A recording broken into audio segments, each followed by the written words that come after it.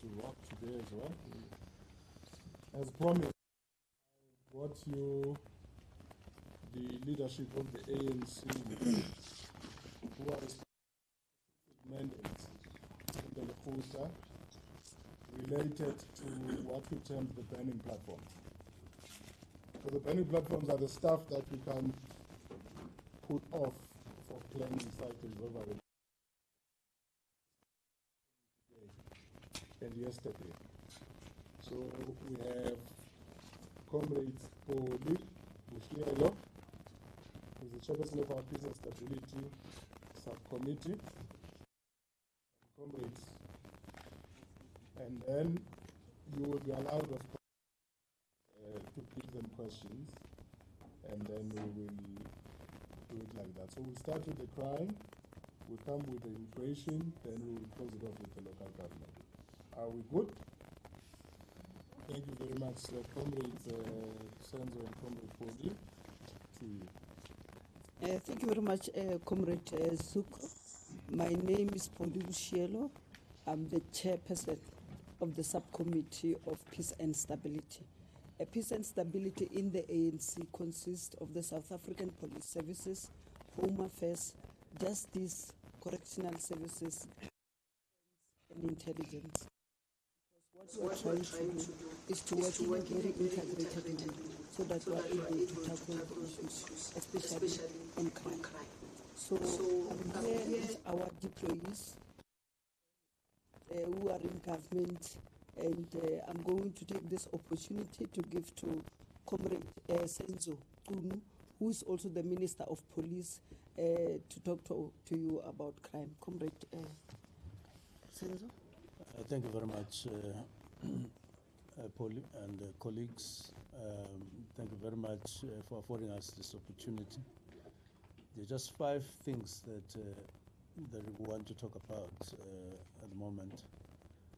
The 2 are current things that are running. The first one is the incident yesterday in a primary school in Katlehong.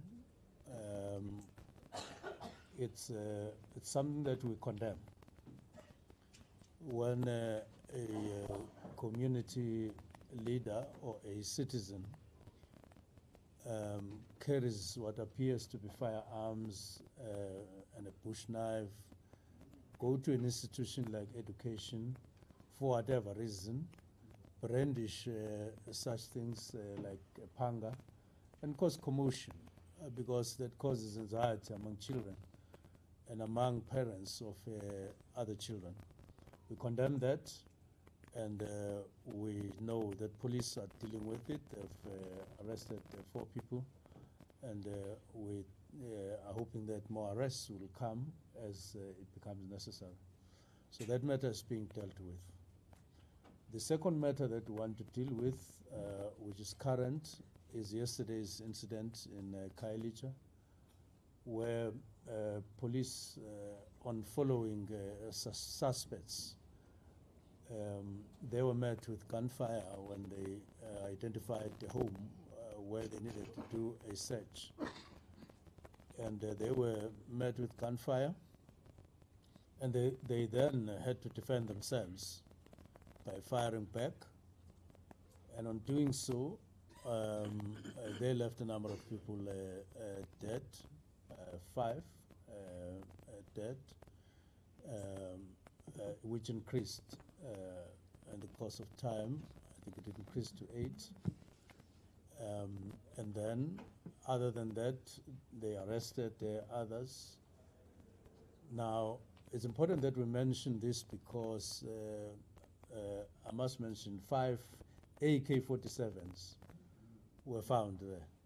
AK-47s. Now, this is a very high caliber weapon, and it's related to war. You don't carry. It's not a knife. It's an AK-47. 5 of them. And then there was also an R1. There were also another assortment of weapons. And all in all, the group was around 20, if not 21, who were caught there. And all of them, on seeing police approaching, they responded by gunpowder. Now, I read a newspaper called Sunday Tribune, and I picked up two things there. There was a phrase that was used, I think, by the journalists who wrote that, talking about trigger-happy police. Trigger-happy police.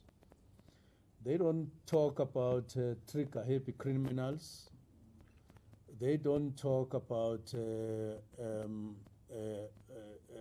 trigger-happy other criminals other than those who get caught in sins, in crime sins that form the context thereof. A number of crime sins in the near past in KZN. And then they start raising those. We're in a democratic country. We accept different opinions in whatever situation you find.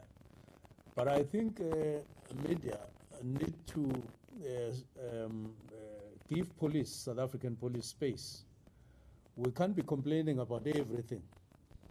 You complain about high rising or high levels of crime, and we condemn police for not acting. And when they act and they get prevented from acting via shootings at them, and then when they protect themselves, defend themselves, and then we're the ones who come forward immediately. And we totally say nothing about communities that from time to time fall victim of such killing gangs. Nothing, absolutely nothing. About trigger-happy police. It's unfair. It is factually wrong. But we have identified those people who are raising concerns. We will meet them because we're in a democratic country. We're not just going to talk as we talk, but we'll meet them and say, from which crime scene are you developing? Because if you were there, you've seen that police are now being shot at, and they can't do any other thing. They have to defend themselves. And what happens in the process is a different matter altogether. So we welcome what police did in Khayelitsha yesterday, because they got intelligence information about what would have been a CIT, no, not a CIT.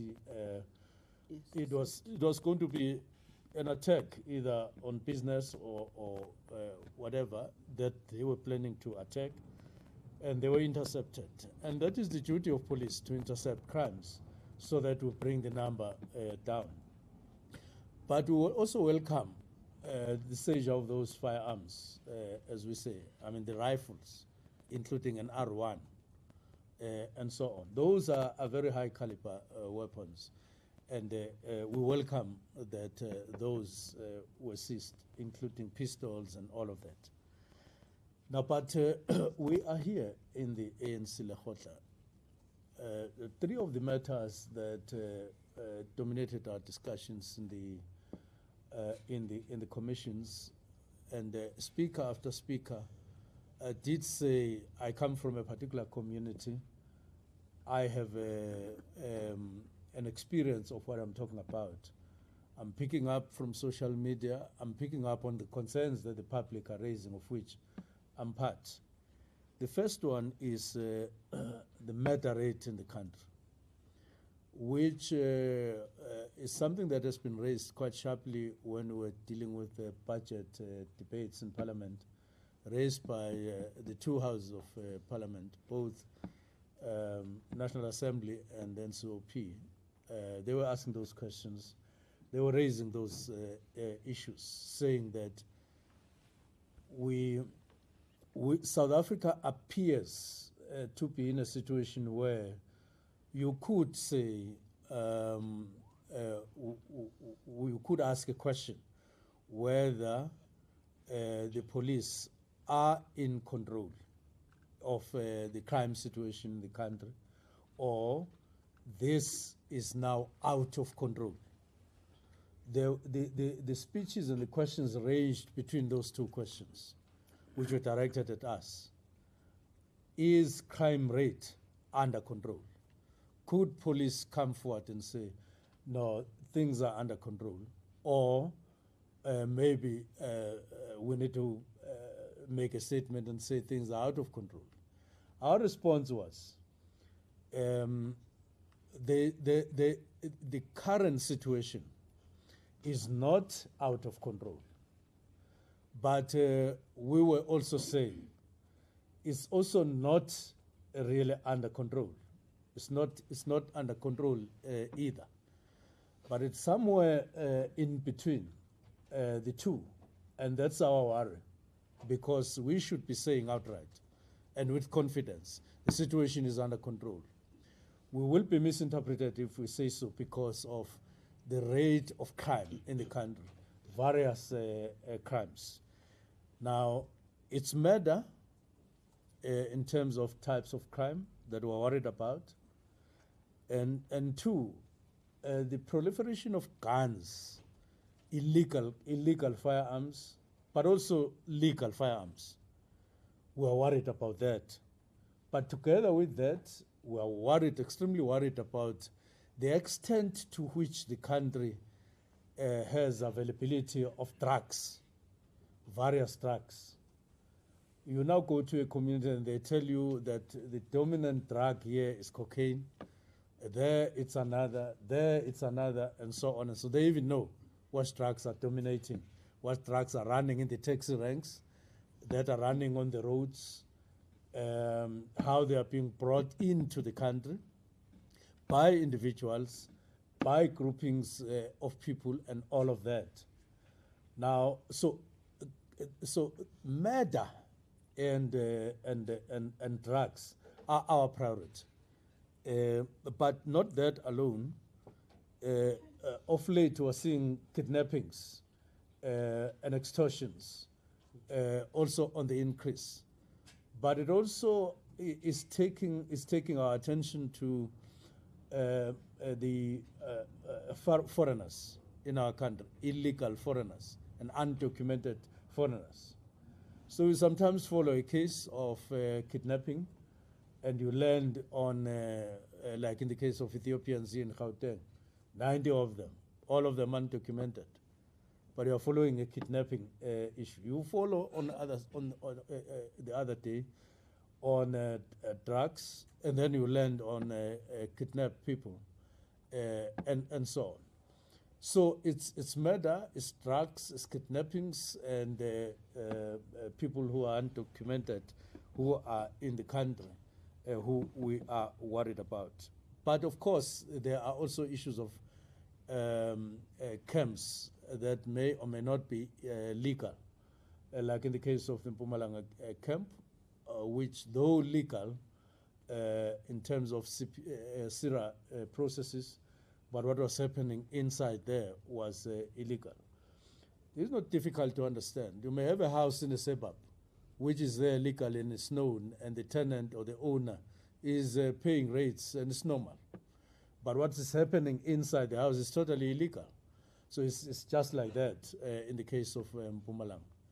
And I'm sure my colleague Njabulo will talk about that.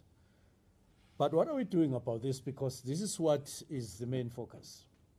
I've already said that this is our priority as a Ministry of Police and the police themselves. We are on phones throughout the day and many hours at night, discussing this and that and so on. On murder, there are various units that are out there, including in the Western Cape, and they were part of what happened there. Anti-gang, anti-drug, those units that are specialized. But of course, there's also intelligence that is involved there, crime intelligence, and one or two other specialists who combine to detect and then to deal with crime and such. But of course, we know, sitting here, that we have a challenge of low detection rate is because of the need for us to, for that reason we've identified the need to strengthen crime intelligence, which you are aware needs a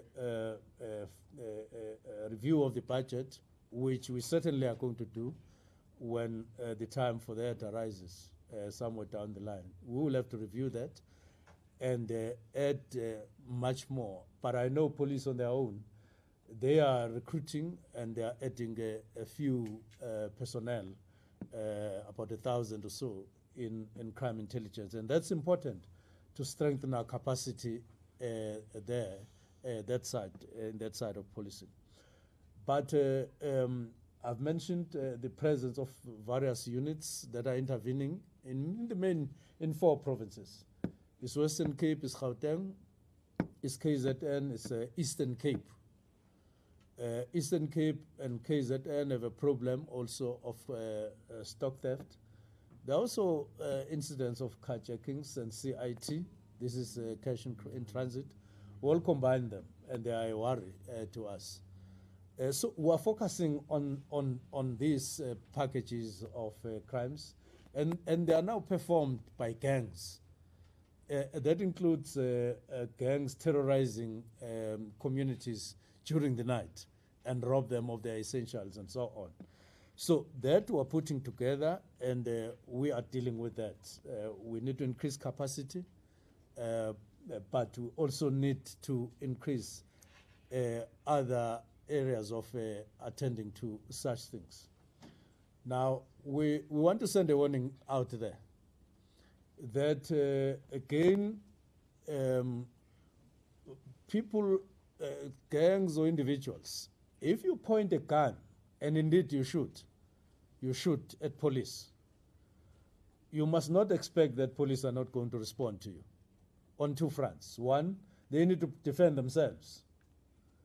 The police are human beings. They are not stones. They are not rolling stones. They are fathers and mothers of their children. They are husbands and their wives. They are relatives of people. They are real human beings. So they can't just give themselves up to criminals. There's no way they will do that.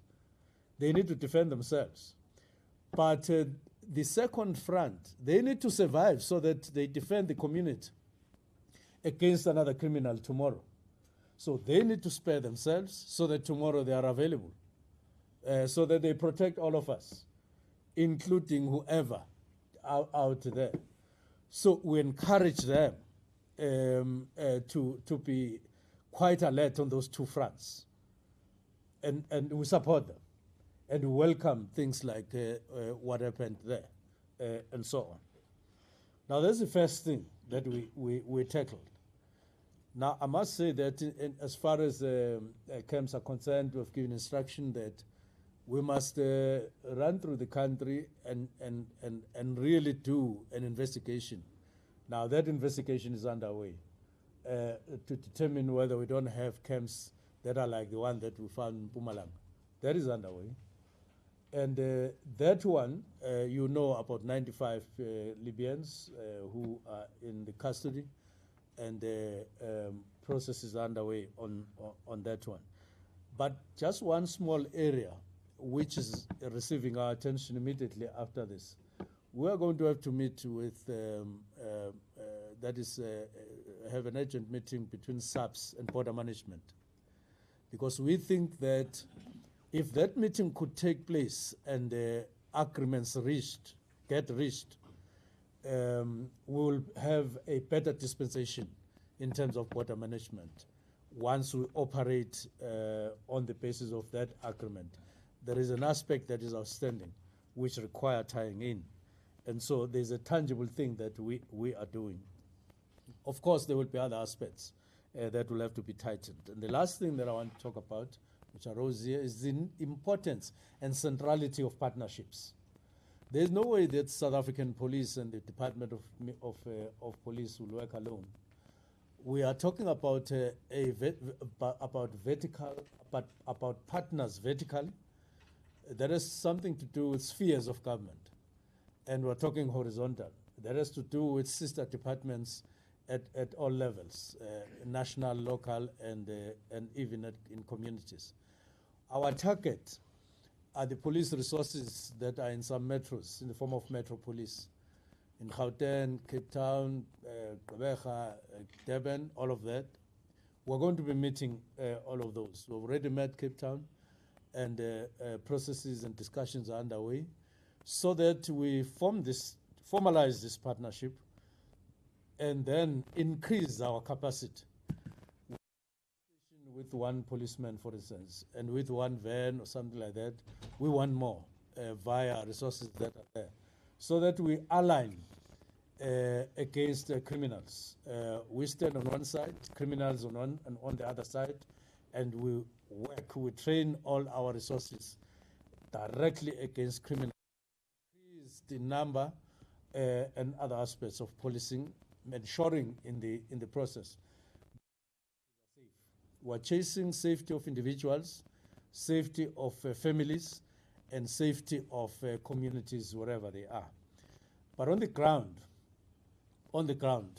we are seeing many communities getting interested in working with us as individuals, but in their formations, whether it's community policing, whether it is neighborhood watches, and other formations that are there. All of them, we are finalizing a model that we think will be effective, so that we all stand up for our safety, supported by any other structure, but also supported by government, and in particular by SAPS, so that we form networks of defense against communities. In some areas like Gqeberha, we're seeing a lot of terror to communities, and we're going to bring this to a stop not long after we've held this meeting.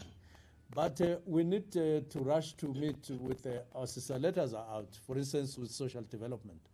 We want an urgent meeting with our sister department there, with a call that where we want social workers attached to every police station, not only to work on the police station, but to communities around those police stations, or from a social worker perspective. Police only come once the law has been broken, not before it is broken. So we think that there's undue pressure on police when it comes to GPV and F. Yes, we have a job to do there, and even to drive it down. But we think we need to be combining our resources together with social development. The meeting will be about that. The meeting with correctional services will come. A lot of crimes are now committed right inside police cells. Some of us in this meeting here are victims of crimes that were committed by serving criminals, where they are allowed to plot their various gadgets get brought into them, and including murders by people. So a prison must be a prison in South Africa, not a luxury where you coordinate anyone for whatever crime, which is the worst thing. You are not coordinating church services. You are coordinating crimes to murder people while you are sitting in jail.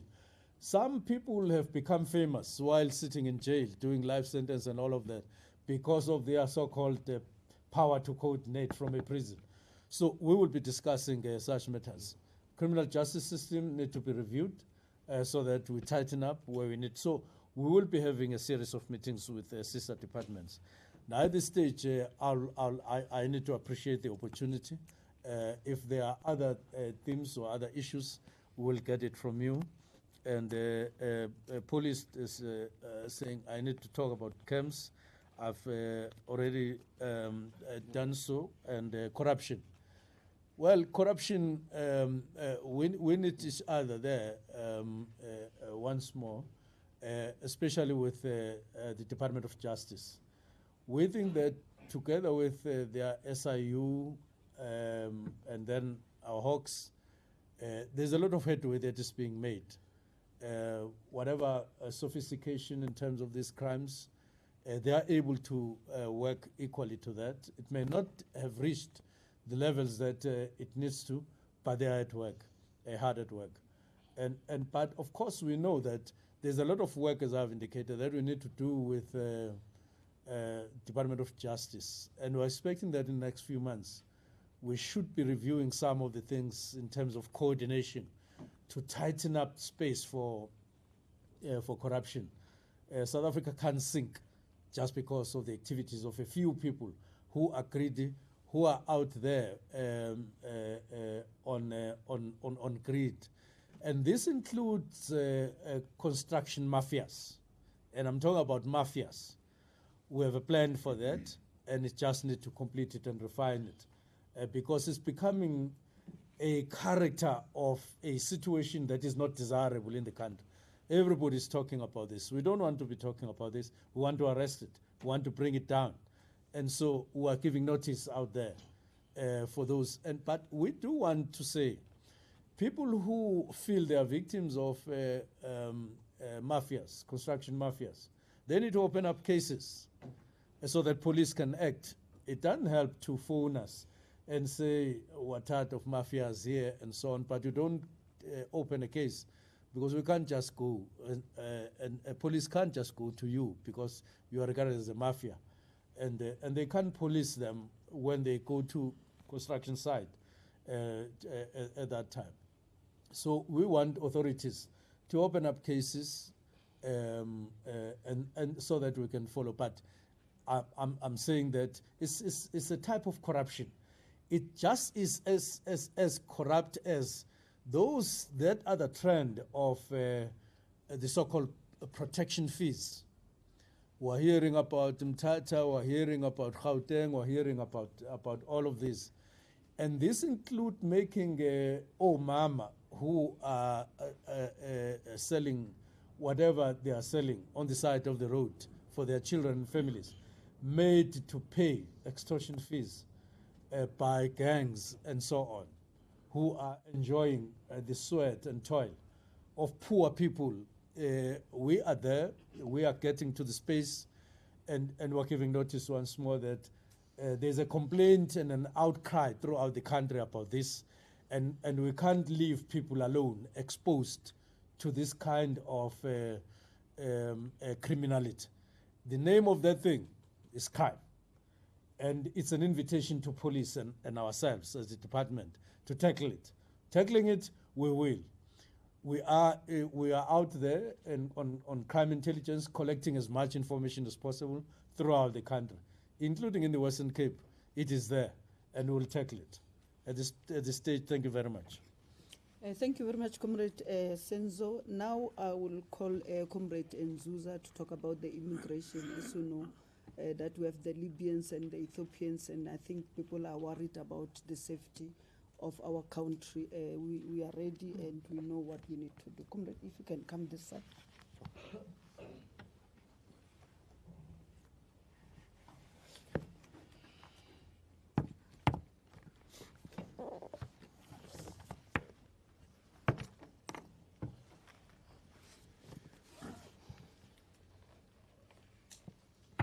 No. Thank you very much, Comrade Polly, the chair of the Peace and Stability Subcommittee, and greetings to my colleagues and the members of the media. Firstly, I would just like to deal with one issue which is part of the burning platforms, as the spokesperson indicated that we'll deal with those. We welcome the arrest of Judy Zuma, who has been sentenced to 12 years, with 24 years suspended. This is a recent matter which we had been pursuing for quite some time, wherein we heard previously that there are people who were colluding with foreign nationals to give them documentation in the form of passports. Now, Judy Zuma had actually issued about 192 passports over the period from May to June 2021. We believe that this is a very significant development because we have a number of cases where we have been arresting people who have been colluding with illegal foreign nationals to give them documentation. Now, we are saying this because it marks our commitment in dealing with whatever collusion that allows illegal people to enter the country. And that is why on the issue of Mpumalanga and other issues where you have had people being caught here in the country illegally, where as Home Affairs we are definitely going to investigate those matters, which shows our seriousness in dealing with them. And you will know that when you do these investigations, just like in the case of Judy Zuma, you do not want to take all your weapons on how you are dealing with these criminals and catching them and everything and the back end of your investigations, because you want results. And when you become a bit unfocused on wanting results, then you won't snap them. So this is a call also to other people who are involved that, you might think you are getting away with it, but we'll definitely get you, and we'll definitely make sure that you suffer the consequences, just like the person in question. Now, we are here on the Lekgotla, and part of the issues that have really taken center stage, which are of interest to the organization and as well as the country, are issues of immigration. And everybody asks, what are we doing with the border environment of the country? Our borders porous? Are there any interventions that we are making? There have been long interventions that have been made, particularly at a policy level driven by the ANC. We start off with the introduction, as Comrade Macingwane here was saying, that we need a good working relationship with the police, with the Border Management Authority, which was an institution that was conceptualized here. It went from paper just in 2019. A few months ago, we were sending out a cohort of about 400 border guards. So that shows that the issue of borders is really receiving attention. And again, in this Lekgotla, that particular issue came out quite strongly. Capacitation of the Border Management Authority. We were expecting to have about 11,115 personnel sent through our borders, as well as in the management of our borders. We've only been able to send about 2,566. So we are saying that we need to capacitate the Border Management Authority so that it is able to carry out its functions, working closely with the police and other law enforcement institutions, because you will remember that when it comes to the border fence, you have the defense, you have public works and infrastructure that is responsible for making sure that there are barriers, and also defense to make sure that there are no external threats that come into the country, and the BMA facilitating the movement of people, working with SARS to make sure that customs, effectively goods that come into the country are legal. Now we are moving from a perspective that says you can't grow the economy of the country if the country is not secured. If you don't have proper security to secure the country, then you have a problem. If you have 100 million worth of cigarettes coming through Bait Bridge and the BMA is not there to stop that, that means you are losing revenue in terms of your income. So it is very important that we do that. There is also other infrastructure projects that are really supported at policy level, like your one-stop border post. There's going to be an upgrade of the 6 land ports of entry to a one-stop border post that will support the Africa Free Trade Area and also make sure that the ease and movement of goods is easy and we are able to catch all the illegal goods that might be coming into the country. And as we've indicated, part of the recommendations at a policy level in terms of the Vulindlela report, which said these are the expectations from immigration that we want, particularly our permitting unit.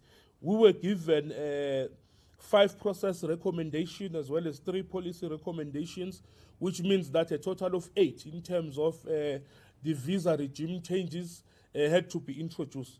Out of those, 6 have already been implemented. which makes it easier for people to come and move into the country, supporting tourism, supporting the introduction of skills. We are only left with two, which is the expansion of capacity and issues around IT modernization. So that is the work that is being done around the area of immigration, and we're not depending platforms around the issue of people who came into the country in Mpumalanga. And I can tell you, the issue of Tutu Zuma is an example of how we capture and make sure that we deliver justice to those who do wrong and assist illegal people to come into the country. Thank you. Thank you very much, Comrade Njabulo. Comrade Parks, as we said, we work together. Comrade Parks will then come in and then we'll take the question thereafter. Oh, okay. Thank you. I don't think I should move it.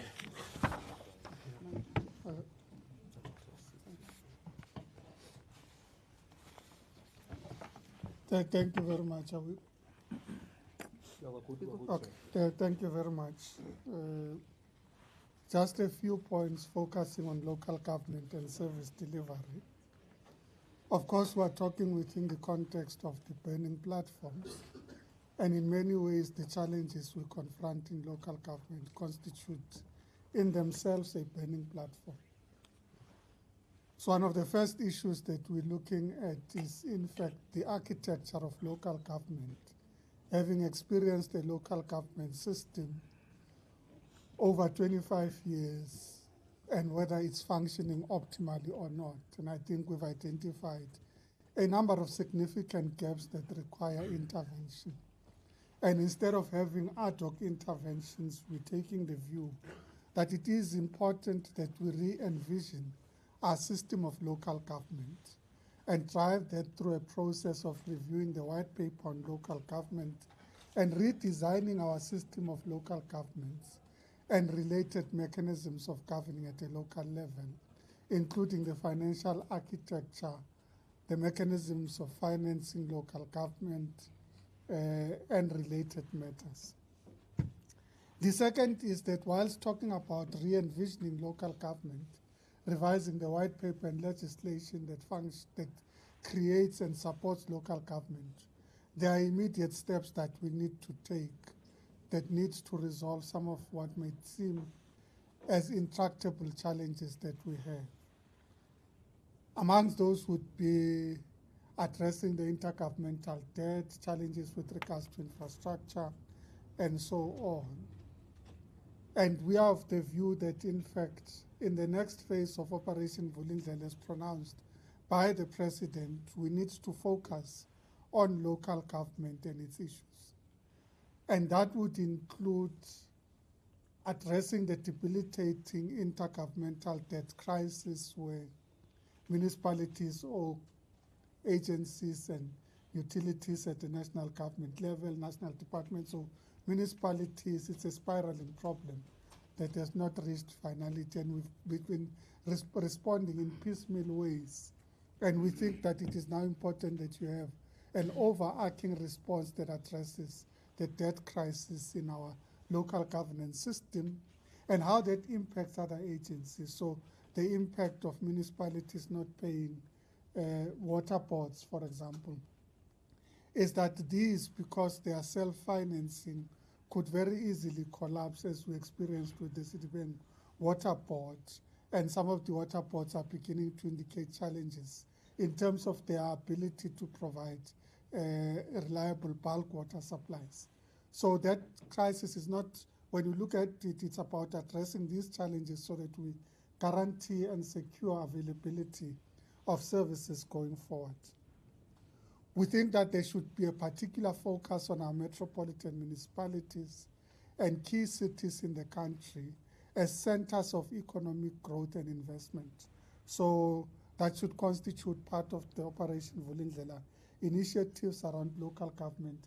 And then we need to capitalize and recapitalize critical infrastructure in our municipalities. Comrade Senzo, in his previous capacity at Water and Sanitation, published a report on what is the drop reports. And all the indicators are suggesting that we require significant reinvestment and investment in critical infrastructure. This would include water reservoirs, wastewater treatment plants, and so on. It would include intake points and transformers on the electricity side. So whilst we have achieved significant progress with regards to load shedding, we now all know that in fact sometimes our municipalities have their own challenges, and some of them have to do with your intake points, your ability to accept electricity from ESCOM into the municipality.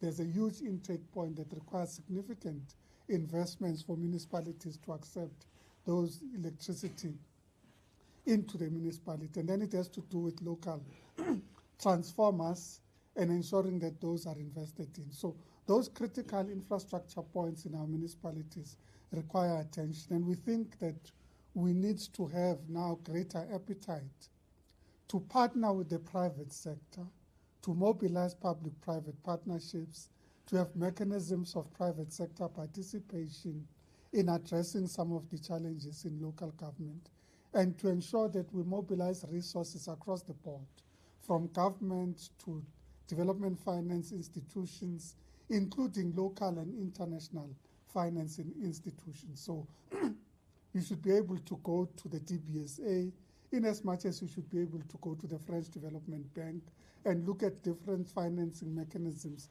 including blended financing mechanisms, to address the challenges that we confront on the bulk side in the municipal infrastructure network. So financing is a particular track of work that we need to focus on in addressing these challenges. And then there are the daily issues of municipal basic service delivery. This is the point at which communities experience reliability of supply. Yes, you have a tap, but the water doesn't always come out. When you drive on a road, you have potholes.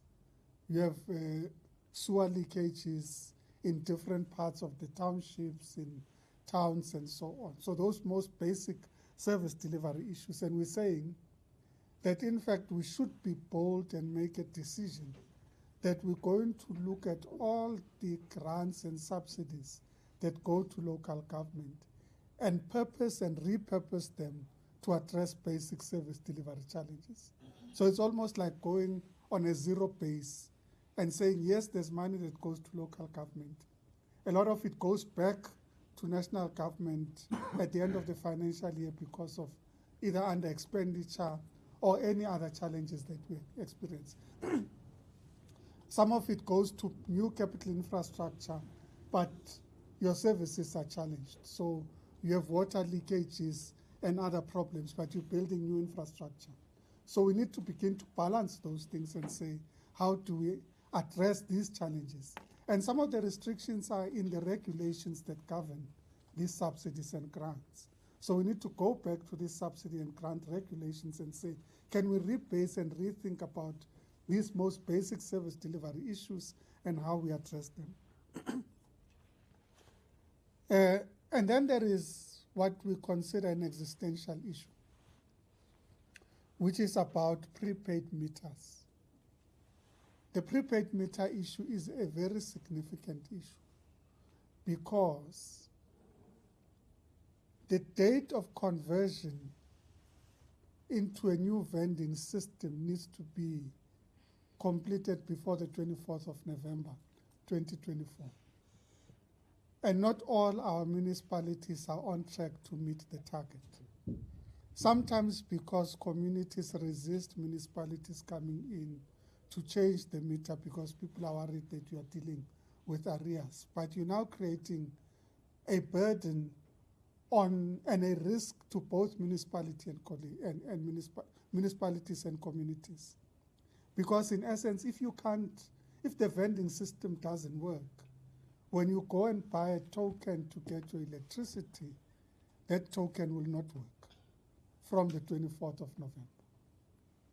So unless these meters have been changed, we're creating a problem for the sale of electricity. And how do municipalities supply electricity? Because the intake of electricity is at the point of the meter. How do municipalities then supply your electricity if the vending system doesn't work?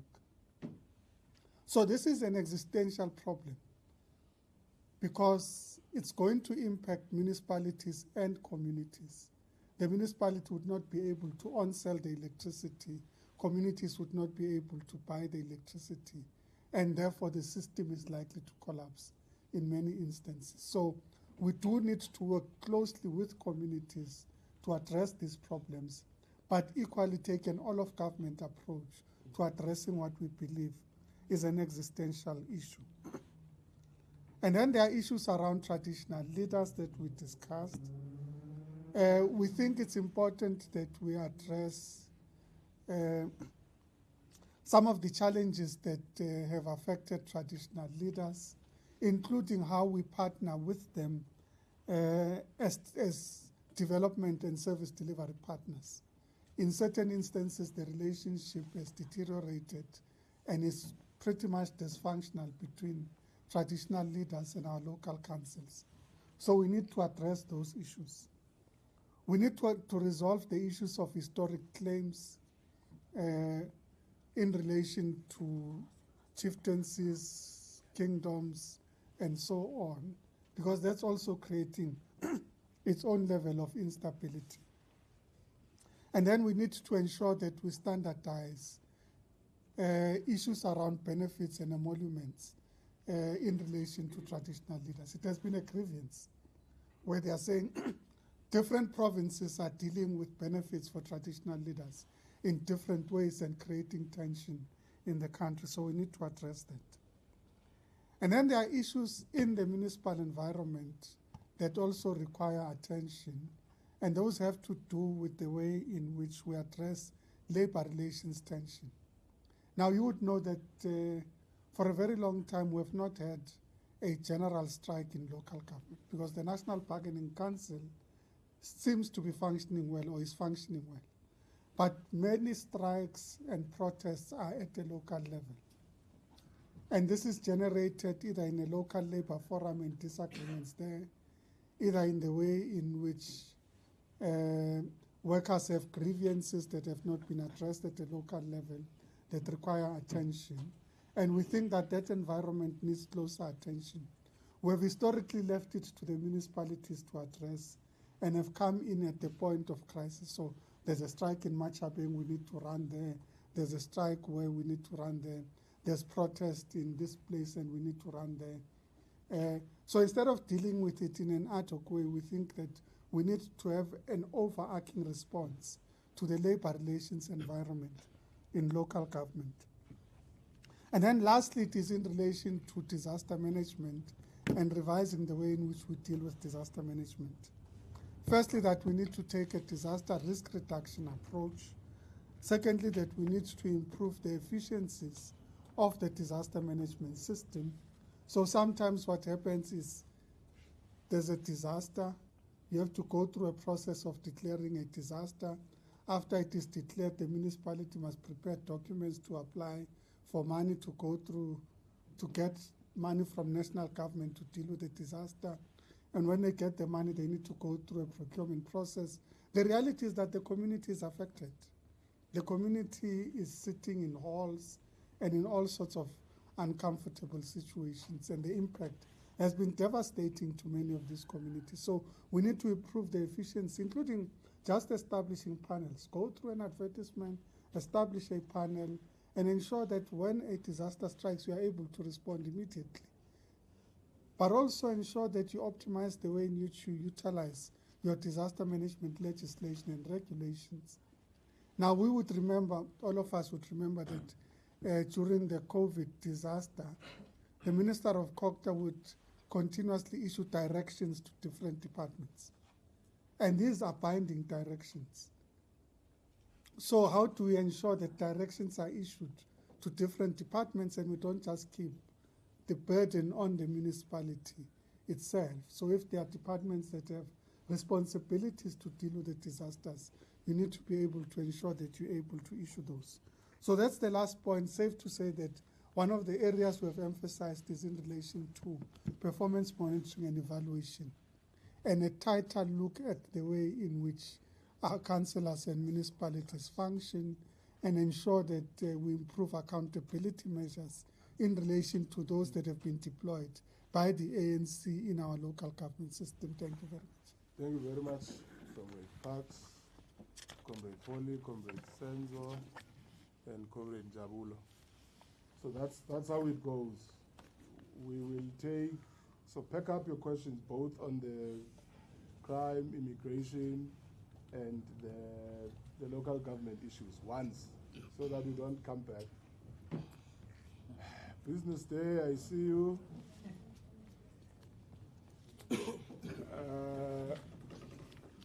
Yeah, well, Masego. And then News 24 after Masego. And then you, my G. And then we come to you, Malungile. Shannon, you're back today. To see you. You'll be after Shannon, you, sir, then Junior. Oh, I see you, SAPC as well. Yeah, Mr. Immigration, you're the last. Okay, the two of you will be the last. Thank you. Okay, my name is Tando, my editor from the Business Day. My question is for Minister Parks on local government. So we know that the problems in local government are highly political, right, and cannot easily be resolved through bureaucratic intervention. How does the ANC see, let's say, the Operation Bulindlela efficiently resolving those issues, and how does the ANC plan to resolve against resistance of upper layer of government versus resolving issues at a lower level, because local government has its own rules and regulations, and there's a clear delineation of power there. Thanks. Thank you, Minister of the SABC. My question is to the Minister, or to NEC member Senzo Mchunu. In short, you are saying you support shoot to kill. How is the difference of the actions of the police in a province of like KwaZulu-Natal and Khayelitsha different from that squad of Johan Boysens, the Cato Manor hit squad? How is it different from that particular era? To Mr. Parkstow, you are former mayor of city of Joburg.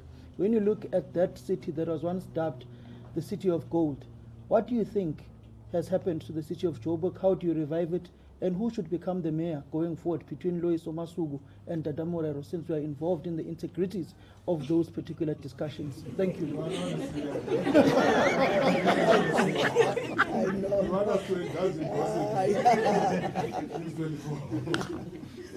Siamtana Trapa, News 24. My first question is to Mr. Senzo Mchunu. What would the collaboration with metros and municipalities on the Metro Police look like? Would it be financial support? Would you be sharing intelligence? Could you please elaborate on that? And then Mr. Parkstow, Minister, municipalities, we've seen residents sort of do the work themselves. We've seen residents sort of cast municipalities aside and say, look, these people, we've given them a chance, they haven't delivered, we're taking this on ourselves. And it looks like, I can say that it's people giving up on government and the ANC. Can you respond to that? And also, did the ANC discuss revolving doors in municipalities in terms of leadership, the kind of instability that brings for residents, and was there a solution that came about that possibly leveraging the GNU to resolve some of the issues at a local government level? Thank you.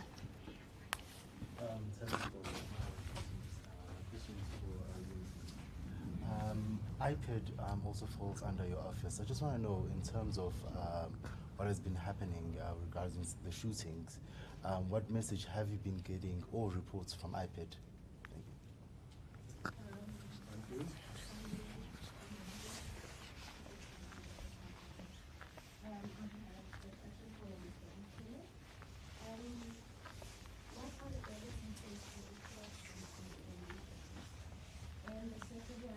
Corruption what?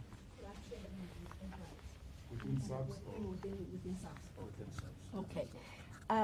In terms of e-communication interlinks for wonke ama department, I'm talking traffic, I'm talking community safety, home affairs, intelligence.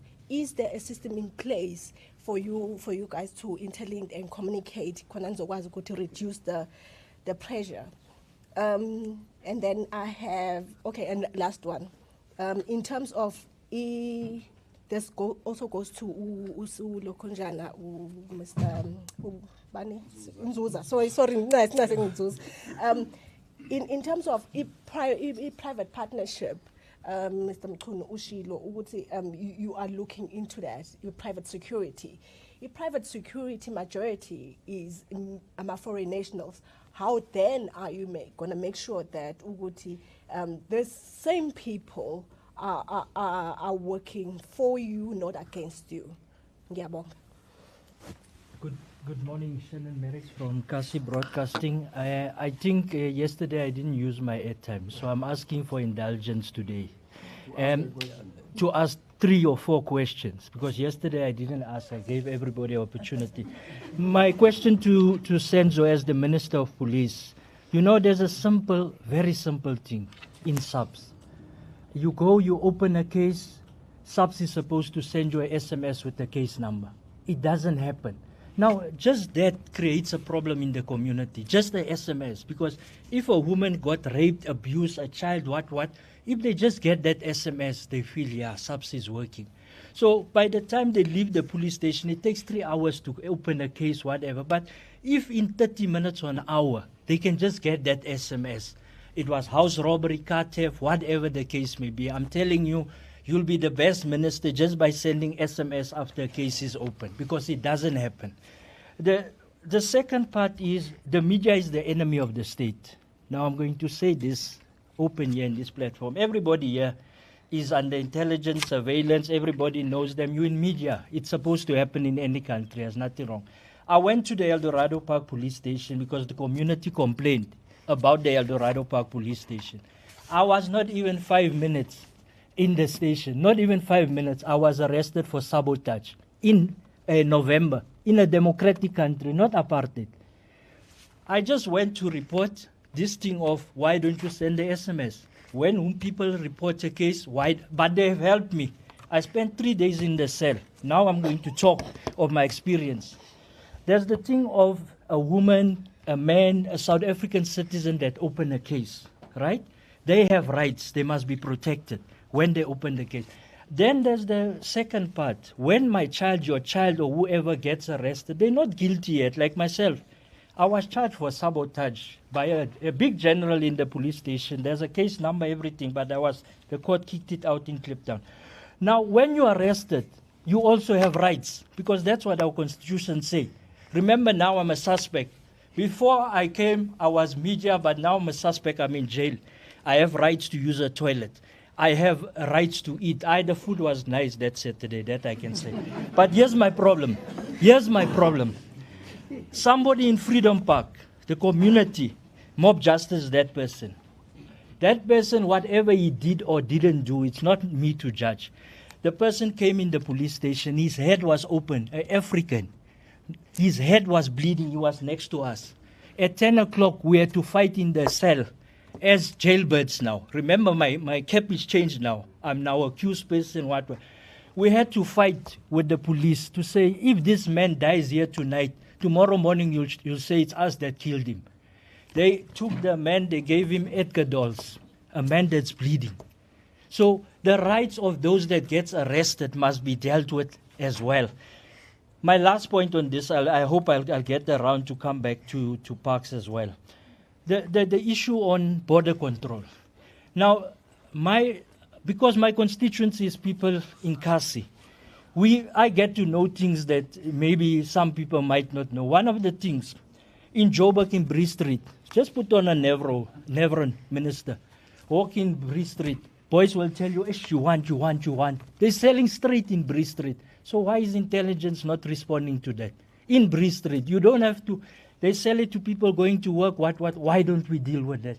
Now, before we come to Hillbrow as a problem, the borders, Messina, we know Zimbabweans come via Messina, Nigerians come via what. Why don't we use this thing? I didn't support this thing of Lesotho, of Panyas, Nasispani and what. But it's working. The Nyaupe boys in township now, they know when they see those, they must put away, they must run away. Why don't we in Messina and those areas put that system, put more people from the area? Those are the foots on the ground. And those can help the community better because they know. They might, the station commander might not know.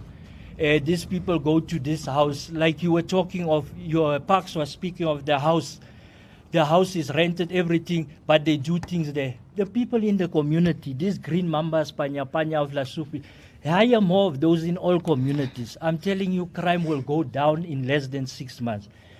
My last take, thank you for this opportunity. My last take is, you know, investors is not going to invest into this country, Parkstown. You have in situation, you have Orlando Industrial Park, Pennyville Industrial Park. You go to Lundi, Matlabatini, there's industrial parks, it's not working. Why is it not working? Services. Government don't provide the services, the water and electricity is outstanding. Go to those businesses, speak to them and say, okay, we'll do write-off or start afresh and let South Africans start running those businesses. Every business that employs 6 people might save us from 6 drugs dealers, 6 murders. And that's what's happening with the industrial parks, but I'll come back to this one of industrial parks because that one, black businesses in townships, Soweto, I can tell you the 10 parks, you can go to them, they'll tell you, thank you. Yeah. Hello, I'm Nellie Payton from Reuters. I also have a question for the police minister. Specifically on the issue of murder rates, you said that it's not under control. And some crime analysts have told me that they think that's because the ANC has not really updated its tactics or changed its approach, which I'm sure is debatable. But I'd like to know, what are you going to do differently to address this differently from what's already been tried in the last few years? And then also on the Libyans, is this being investigated as a national security issue? And do you suspect or have any reason to believe that they're affiliated with some kind of political or military group in Libya? Thanks. Brian Security from the Citizen. Minister Mchunu, you have indicated that you are unhappy to say that police are in control. But you've equally said that things are not out of control. Now, what will give you that confidence to say that things are in control when it comes to crime fighting?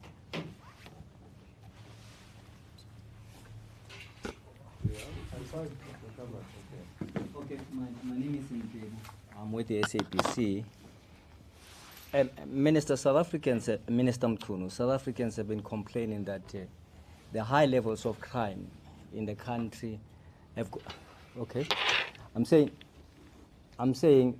Minister Mchunu, my name is Njabulo. I'm with the SAPC. South Africans have been complaining that the high levels of crime in the country have the potential to undermine the country's democracy. And I think after listening to what you're saying and in terms of your intervention, there must be oozing with hope. But how then do you balance that bit of success and your determination to fight crime in the country with the corrupt police that some of them are seen to be or are alleged to be part of the criminal network in the country? How do you balance that? Because sometimes it's just good to train police and say 10,000 police officers have been trained and welcomed into the fold. But some of them, they just assimilate into the system and become part of the criminal network. And to Minister Nzuza, there was a gentleman by the name of Pastor Bushiri. At some point, he left the country, mysteriously so, and him being brought back into the country to stand trial was dependent on the Home Affairs Department, the Justice Department, I think the police. How far have you gone in terms of in terms of ensuring that that man come and stands trial? Because remember, people died and their families want to see justice. And we're told that, in fact, he was helped or aided out of the country. When is he coming back to stand trial? Because families want to see justice on that. That's my submission. You have this thing Thank you so much. I'm Awalo Maono from UFM. There will be the host of them. You know, during the campaign, the ANC, I would recall the ANC talking about crime in general terms, so much that it created an impression that you decided deliberately that immigration is a problematic issue. You have Herman Mashaba and the Abahambe brigade who believe they've been thanked by South African voters for their anti-immigration stance. And then it seems that the ANC decided that we are not going to make this an election issue. We do not want to be punished like the EFF that is perceived to have been punished by the voter. And to make it worse, then comes the decision by the president to redeploy Minister Motsoaledi to another portfolio when he appeared so determined to rein in illegal immigration. Now you have it's like you are now dumping this on the table of the DA to say this is a crisis, let's see what they do with them, so that if there's electoral consequences, they are not there for the ANC. Tied to that, are you able to tell if the new minister and his party, who have made it clear that they believe that we need to relax the laws in order to allow skilled labor and investors into the country, they believe that it's currently difficult for those groupings to come into the country. Are you aware whether they are going to continue implementing the white paper that was drafted in the 6th administration or not? And doesn't the ANC regret ratifying some of the treaties on immigration, in particular the UN Convention on Immigration, which seems to be imposing an obligation on South Africa that you will host anybody and anyone for as long as they say, I'm in danger back at home? How do you balance that against the need of South Africans? And regarding corruption, but in particular the illegal activities happening at the border, don't you get the sense that, as Njabulo has put it, that these officers that are being recruited are merely adding numbers, that they don't have the necessary sense of patriotism that the officer, a law enforcement officer should carry with, that they've lost the respect for the very uniform that they wear? Because I think if they carried themselves in that fashion and in a loud way, it would not be easy for immigrants to approach them with bribery. And lastly, I've seen this on TV quite a lot lately, where women are complaining that this, let me not even go the gender route, but South Africans are complaining that, look, I married this immigrant to help them get citizenship. Now this person is no longer consistent with the payments that we agreed upon. This is a marriage of convenience. So I want to find out how easy is it for one to gain South African citizenship through this route of marriage? And if I'm caught as a South African aiding a foreigner by marrying them where no romance exists, just for this sole purpose that they get citizenship, how much trouble am I in if I'm caught doing that? Thank you. Hey, time flies. You are arriving late. Thank you. Khotatsu Marisa from Sunday Times and Times Live, as it says. Maybe just to pick up from Samkele, what is the posture of the ANC's Peace and Security Cluster or subcommittee on the conduct of the police in KZN? Are you in support of what they're doing? And what do you make of the criticism that the police there has been facing recently? Because, I mean, they're dealing with crime, but looks like, it's not settling well with a lot of South Africans. What do you make of that? Thank you.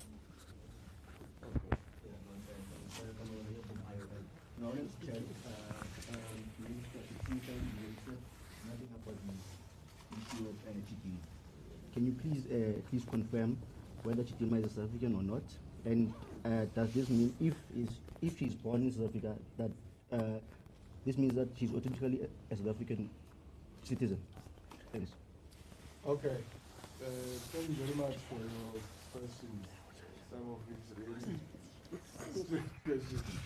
We will start with Can I start? yeah, because you have few, so we'll start with local government.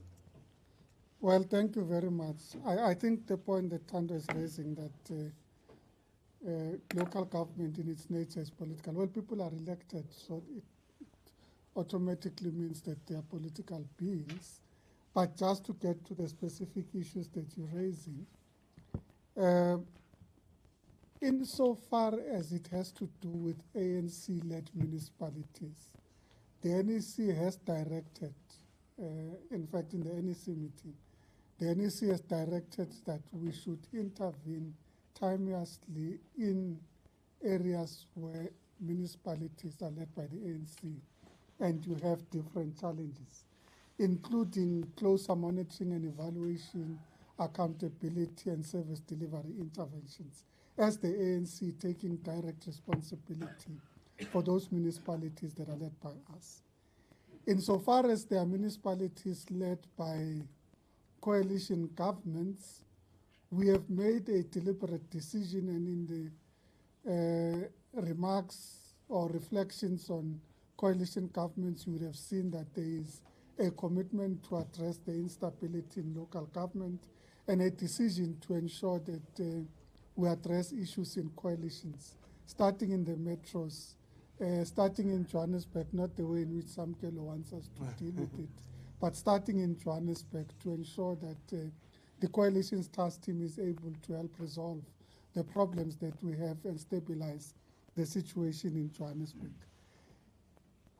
In relation to whether this, and this relates to a question that was asked by someone else, I think, Sia, in relation to whether the GNU has opened opportunities for us to stabilize some of these environments. Yes, it has, but not in a way that classically you would think. If you think about it, there are doors that have opened in the past few months that were not open a few months ago. And there's been platforms for engagement across political parties to ensure that we focus on the fundamental issues that affect our communities at a local level and governance in our municipalities. So it has opened up the opportunities for parties to engage across the board and to try and find practical and pragmatic solutions. And there isn't a particular way in which these alignments have happened. You would have observed changes in the Western Cape that would not have responded classically to what people might have perceived to be the response a month ago. You have seen changes or discussions in Gauteng that are happening outside a framework that you would have assumed would have been the result of the GNU negotiations. But essentially there's been a door opened, and I think parties are taking advantage of that door. I should say that with the GNU process, I generally think that the opportunity was created by the fact that we reached out to every single party represented in Parliament, with genuine discussions with every single party represented in Parliament. We might not have agreed, parties might not have chosen to be included in the GNU, but every single party knew that the ANC will engage openly and frankly. And I think that has opened doors for many people to want to talk to us, to find solutions to local problems. How that evolves, I think we are going to have to look at very closely. I think all of us are concerned about the state of both governance and the municipal and service delivery in Johannesburg and the development challenges that have afflicted the municipality and the city. And we have pronounced as the ANC that we are prioritizing the resolution of the leadership issue in Johannesburg and governance and stabilizing that. Coupled to that would be a commitment to address the service delivery challenges in Johannesburg. When I spoke earlier in the presentation, I indicated that the approach to Operation Vulindlela would include a focus on the metropolitan municipalities. Now, you would know that Operation Vulindlela is an all-of-government approach, but also an all-of-society approach, where you're mobilizing the private sector, civil society, and other stakeholders in confronting the challenges. So the prioritization of the metropolitan municipalities from a governance, financial, and service delivery point of view is something that we have agreed on and prioritized, and you'll be able to see over the next few weeks a significant focus on those issues. You know, sometimes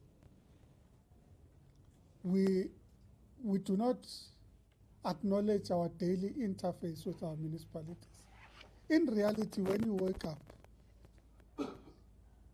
as soon as you wake up, you interface in most instances with your municipality. You switch on the light. You brush your teeth.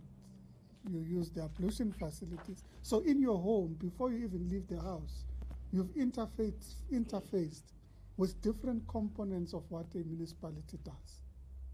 So it is not always true that people are disengaging, because in reality, when you have to flush a toilet, you interface with your municipality. We don't always think about it that way, but the reality is that you've had a direct interface with your municipality at that point, and people are not disengaging and saying, well, I'm now moving to chemical toilets.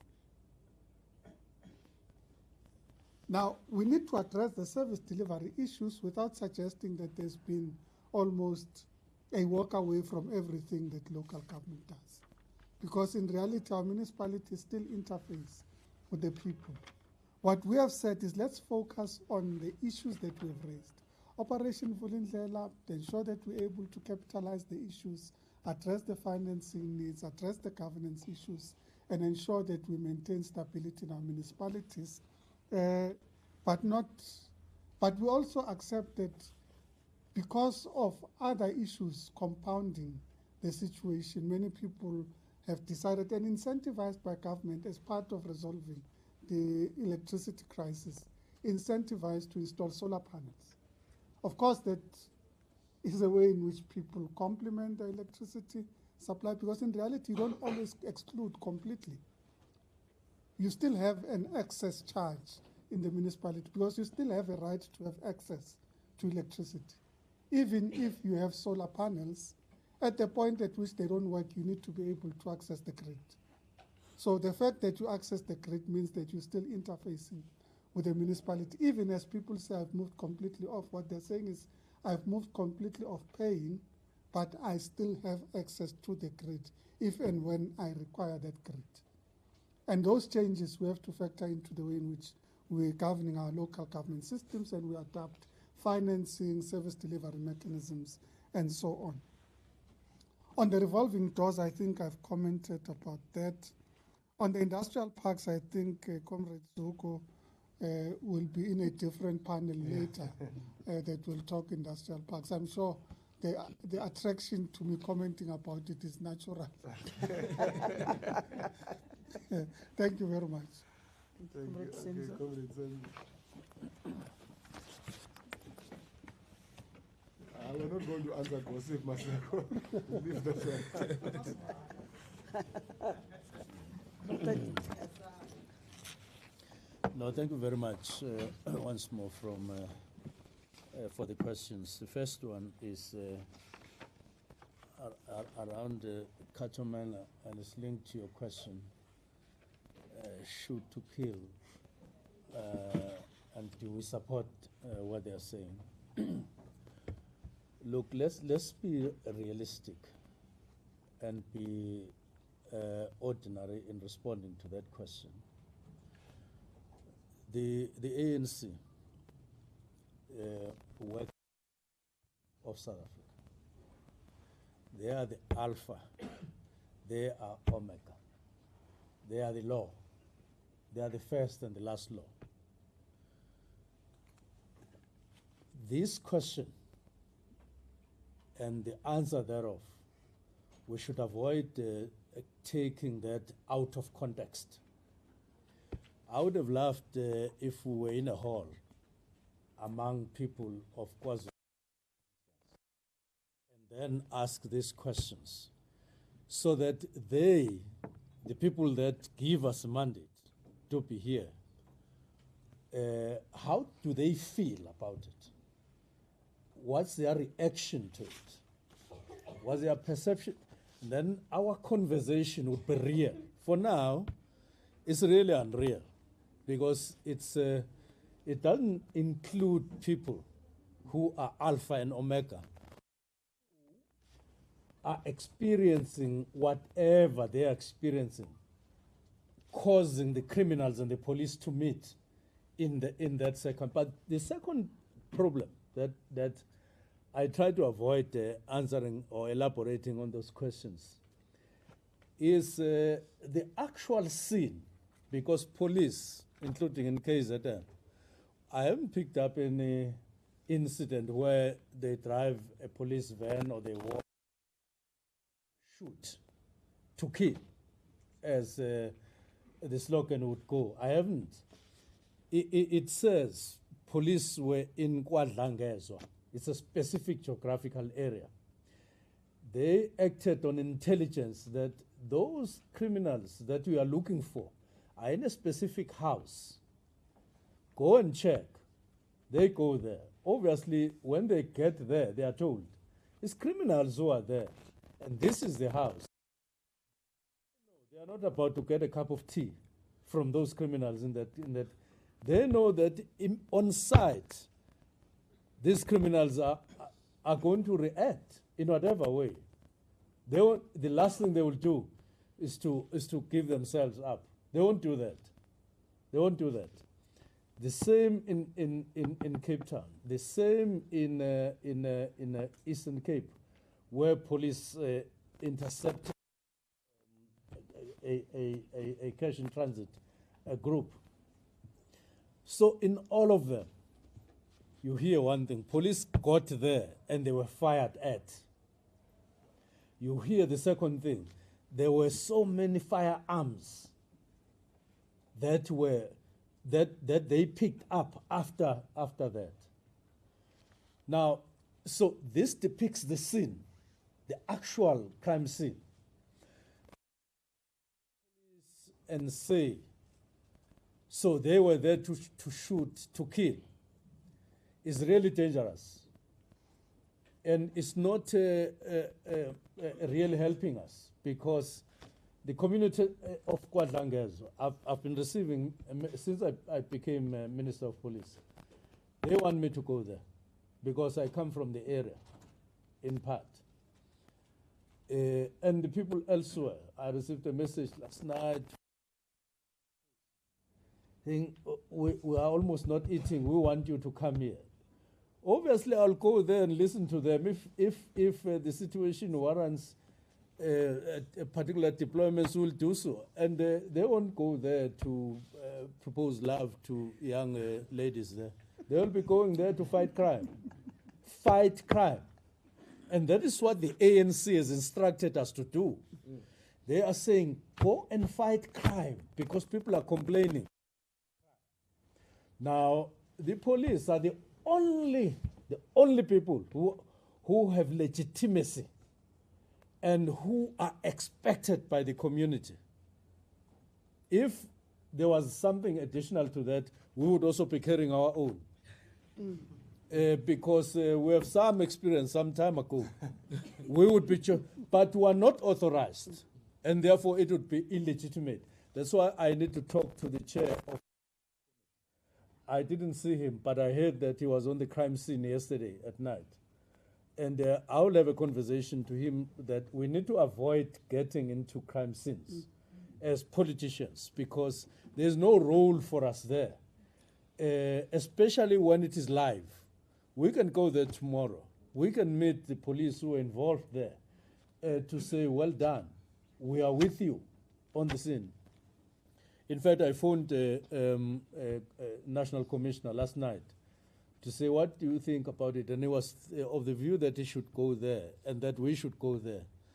And I said to him in the morning, I've thought about this, go there, because we're elsewhere.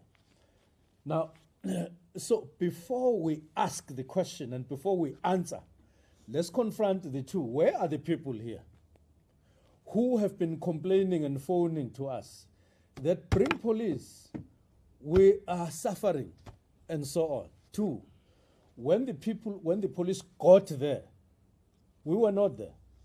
So we are asking questions. Of course, we are journalists. You are perfectly correct to ask that question, but I so wish you and I, Samuel, we could have gone to the scene first, met the police who were there, and they take us to see that house. Who fired first? How many bullets? Who fired back amongst us first? How many bullets? What happened? What did we pick up? Each firearm and each bullet inside those firearms that were picked up in KwaDlangezwa were picked up in Inanda on 2 occasions, would have been loaded in the firearm for each of the police. What criminals do, they load their firearms. They test them, that they are functional. And they say when police come, because they're the ones who are going to, obviously they know, they regard communities as their victims. It's known. People are their victims. You just point a firearm, you get what you want. Police are not like that. So they know. They load each firearm praying that each of those bullets kill a policeman or a policewoman. What must police do? They are human beings, as I said. So the question of shoot to kill doesn't arise. Because our reaction would be, say, who is shooting to kill? Is it the police? Is it criminals? Who? But what has happened in detail, they have shot to kill communities there. That's why they are complaining about the rate of murders in my community. It's because they've been shot to be killed. And police get there. Do you want them to be shot to be killed? So the question doesn't really arise. France. What do? Do we support police? Not only do we support them, we want them to do their job because it's their mandate. They are paid for that. Not only are they paid, they are trained for that, to combat and prevent crime. One incident that has taken place, 3 weeks ago in that municipality called Alfredo. Police reacted to a murder of a secretary of a business chamber there. They went there, I think, in 3 vans. Crime scene. They're on their way back. I think they wanted to get some refreshments or whatever in a garage, only to stumble on people there who were there for robbery. And these people thought these police are coming for us. And they shot at them. With no weight, nothing. They just shot at them. And they killed 1 policeman. And 7 of them in hospital. Now, so, would you say we support them? The question wouldn't arise because they were shot at while going there to buy drinks or something else. So I think let us be sensitive. On one hand, let us be sensitive to communities who are falling victim to these criminals. But let's also be sensitive to police because they are the only people who are legitimately given the mandate to protect us. And when they protect us, let's not question them. Unless it is just police, 2 police, women or men walking down the street drunk and then they start shooting. There, the question arises. Now, somebody asked me about IPID. I've spoken to IPID. We speak to IPID every day. Not every day we speak. Even on Saturday, we speak. We were speaking to them. They were speaking to us, phoning. What do we say to them in relation to KZN, for instance? We say, go and do your job. What do they say when they call us? They say, Minister, don't worry about that and that and that incident. We are doing our work. Now, I don't have to direct them how to do their work and where to do their work. They know, they have a mandate. They do their work. But when we met with them and they told us Mondays, because we are new, we said, what's your thinking about the crime rate in South Africa? And the fact that the only people who have to deal with are the police, over whom you have to, follow and so on.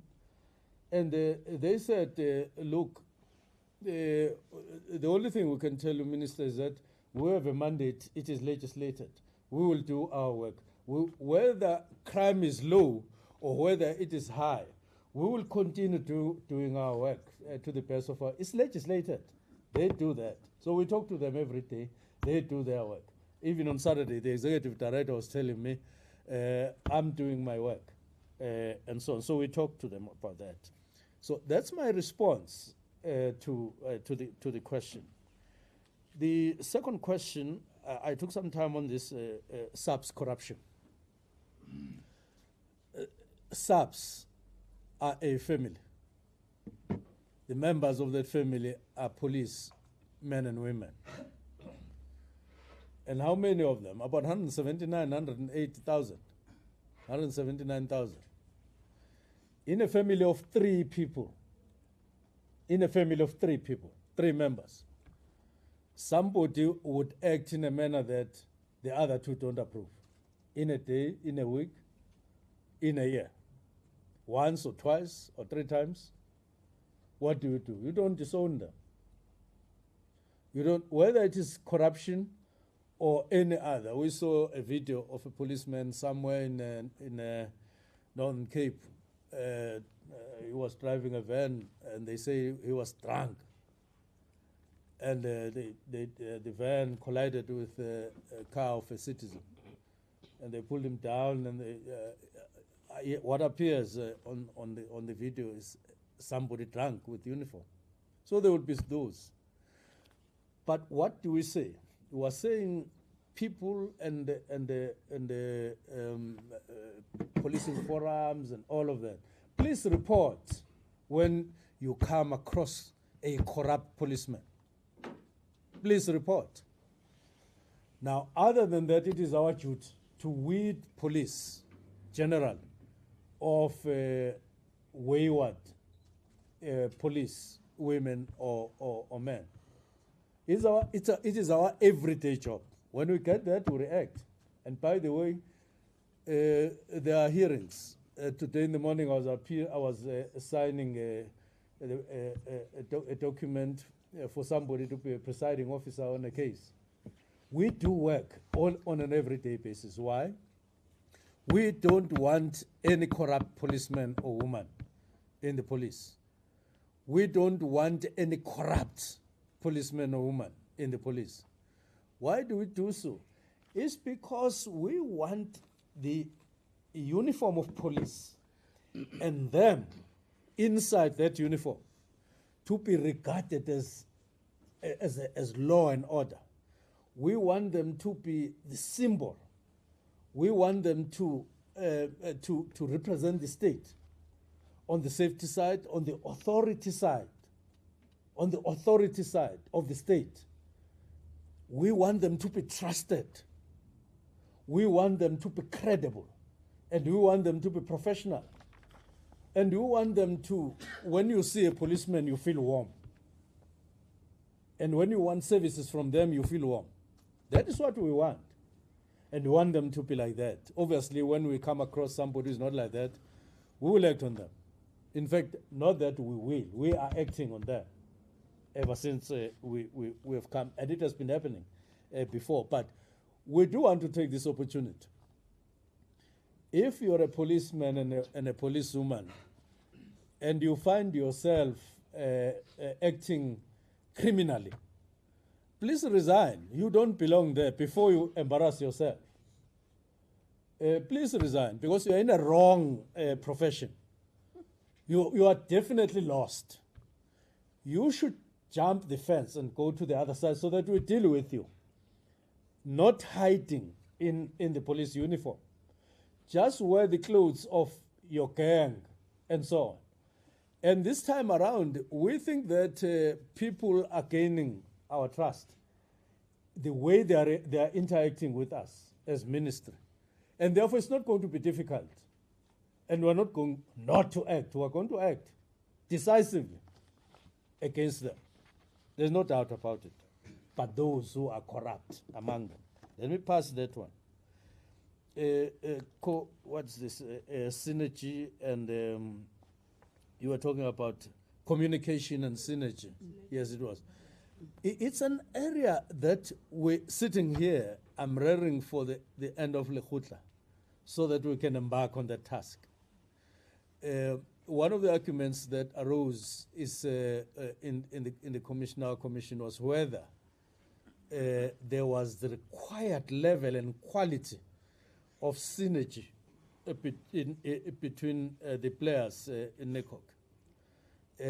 It arose in the context of Mpumalanga camp, because one of you wrote something and said, no, intelligence knew as early as April about that camp.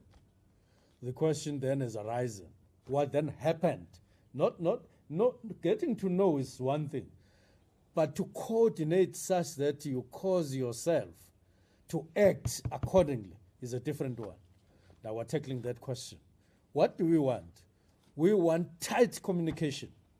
Remember, these people are tasked with a very delicate task. Safety of the country. It is in their hands, literally in their hands.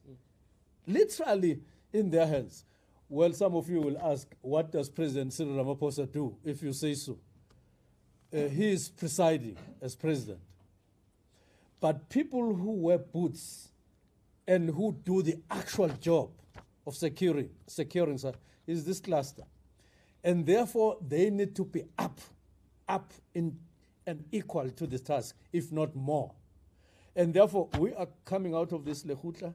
We will just make sure that there isn't even a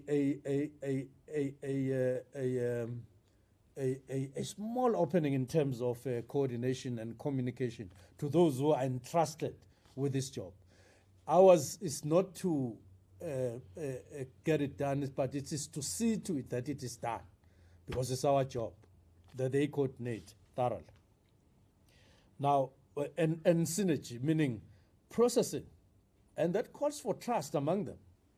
Trust and working relations, that if so-and-so gives me this information, is my task to act in a particular way, I do so, because it's in the interest of South Africa as a whole. And what is good in South Africa is that we do have expertise, even in the area of, don't take it for granted that if there are camps, it's because of lack. We may require technology in terms of volumes, modernization, and so on. But what we have at the moment, we do have. We just need to improve and intensify. Yeah. That will not stop doing. But we do have. And they tell you, when you have conversations with them, that question doesn't arise. They never say, hey, we are short of this and that. They will tell you in lowered voices that we also need, so that we catch up with standards elsewhere in the country. Because South Africans deserve the best when it comes to security, when it comes to safety. And we're getting there, no doubt about it. Now, what's the other question? Is partnerships with foreigners. We're not going to partner with foreigners. We're going to partner with formations that have organized themselves and model themselves as people who are fighting. Now, you are saying, but employed in those, we'll screen. We're not going to go around, Boshielo, myself, liaising with criminals just because they've organized themselves into a security company of one kind or the other. We're not going to do that. We are not going to do that and embarrass you. It's not going to happen. So we are going to be very selective. Took people to necessary screenings, and then we establish working relations with them. So we'll be very thorough. Next question was case numbers. We take your advice that we bring in technology. Indeed, it inspires. But I'm surprised that you asked this question. I opened the case in 2019 when my cell phone was hacked. The same day I got my case number. So we will investigate, of course, whether it happens across and all the time. But that's something that you and I will expect. And if it is not happening, we will check and make sure that it happens. It's the first thing that you need to get, a case number once you have opened. Sorry for being arrested in El Dorado Park, but good that you are here. You are no longer under arrest. Very good. We can then talk informally what was happening and so on. Yeah. Now, the rights of people, yes, we know when you are arrested, including one boy from my township in Golizane who was arrested after murdering and raping a less than 7-year-old. Less than 7. And somebody drove to that police cell and said, I just want to look at the face of this person. And I said, so what? I said, I just can't figure out somebody who does that to a 7-year-old child. And that is the duty of society. I even asked details. Is he staying with his mother and father? No, he's in a garage of somebody, hired a room or a rendezvous somewhere, and so on. Because you get interested, what kind of a person is this? And it is among some people of a particular age. Yes, people like us who are senior citizens. I'm not saying we're holy, we're angels. But I'm just privately looking at what has happened to our young males in particular. Because there are numbers in these things. Your age and all of that. We're looking at them. We're looking at them. We're looking at them. And yeah. So the rights affirmed. We don't even the rights of the worst of a criminal amongst us. Some rights. Border better, yes. We want to be known. I know somebody told me that that camp is in the agenda of the United Nations or some committee of the United Nations today. Of course, it means that we're on the spotlight as a result of that. And so want to be the best in terms of border management. That's why we are going to be writing a Minister of Home Affairs and, of course, where the Deputy Minister belongs, and then with border management, so that we discuss the specific matter and identify things that need to be done and done immediately. It's one of the very urgent matters. Now, you asked the last question, the last two questions. I don't know who was saying, is crime undermining democracy in our country? It's a very, very deep and serious question. Why is it so? When we were in Hanover Park in Cape Town, the people there spoke, and I could see that those people are no longer like the people we spoke to would have spoken to 20 years ago. They are very, very, very advanced when they interact with you. Some time ago, when ministers, just after democracy got appointed, we were happy that Pakstow is a minister. So before he speaks, we were clapping hands because the minister from the ANC would be clapping hands. And we won't listen to what he says until next time. And so this time, they want accountability. One of them was saying to us, Minister, are you observing that areas like Mannenberg, areas like Hanover Park, in terms of crime situation, it is now resembling what is happening in some countries in South America. This is a person in Cape Town, and is talking to a minister. Of course, I'm aware, I'm above average. I read what's happening. So I then said, this person sitting here is so worried that his worry goes beyond what is happening in Hanover Park. Is now at a point where he has distress. He is wondering. He has anxiety that his country is then going to where you hear stories like government is co-governing with cartels of criminals. So you are saying, are you aware that crime is at level? The pattern is increasingly going that I was taken aback. I was taken aback. Now you are asking the same question, which means that it's more than one man, more than that man. Now certainly, what are we doing? South Africa is never going to get to that level. It's never going to get to a level where criminals or their gangs are going to play state in some cases, like happening. We are told also in Cape Flats, when a man quarrels with his wife and so on, or they don't pay, they don't look after their families. cases are taken up by some of these gangs and they intervene. So they are playing mini government there because government is found to be wanting and services are found to be wanting. It's never going to get that way. It's never going to get that way. That's why we are in the Lekgotla. That's why we've been in the Lekgotla of government. We are equipped, and we're not going to lament about shortage of this and then budget. We have said, we've made ourselves very clear, the budget that we have, although it needs to be reviewed, improved, but what we have is enough to make an impact in crime in South Africa, such that the citizens see that we are at work. So it's never going to get there. And the last question was, control, is crime out of control? Is crime under control? What exactly are we saying? We are saying exactly that. Crime in South Africa, I mean, look at Katlehong. Just because one man there wields a panga, accompanied by somebody who is wielding a large firearm, the police were there in numbers. Last night, they were there. And in the morning, 4 people arrested. And they're going to be doing another arrest.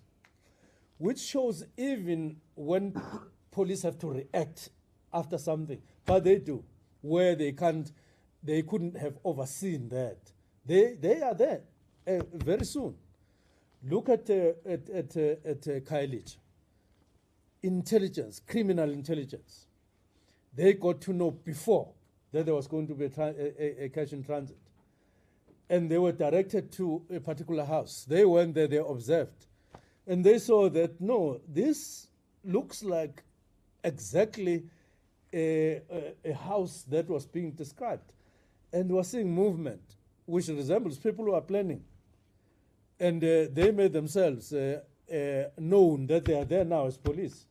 And then these reacted by. So, which means that South Africa is being policed, and democracy is being protected.